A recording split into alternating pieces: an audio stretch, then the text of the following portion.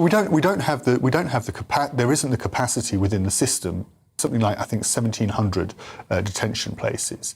We're talking, you had 1,200 arriving, your producer counted, arriving yesterday alone. There simply isn't the capacity within the prison system.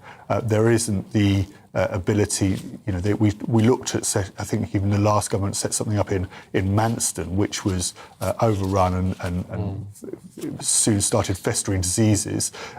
There isn't, so therefore these people go into houses of multiple occupancy and hotels. I mean, the issue with this is, just briefly, Theo, is that people will look at this and say, that's enough now. Urgent action is needed, and this whole smash the gangs rhetoric is not urgent action. Even if it worked, it's not urgent action. Completely agree, 100%. I think anybody, I don't even think necessarily if you're on the right, if your views are on the right, you're looking at this particular issue and saying, this is an issue, this is something which is enough. But the problem is that for Keir Starmer, we've been talking about Lord Hermer as Attorney General, they're not willing to countenance changing the law in a way that would allow them to implement a scheme like Rwanda. They want to go through the official way of doing it, remaining part of international treaties, remaining part of the ECHR, and then setting up return agreements, either with, obviously they've got the countries of origin, but then with countries in Eastern Europe and the Balkans, where they could have potentially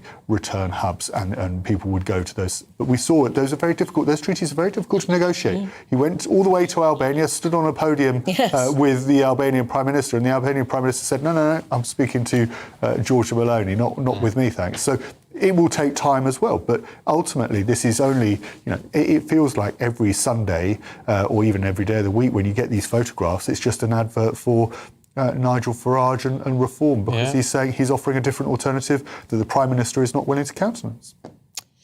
Yeah, we all know it, and we're watching the pictures still of all of these people arriving, and nothing seems to be happening. And it's just worth mentioning they're victims, there's regardless of what your view is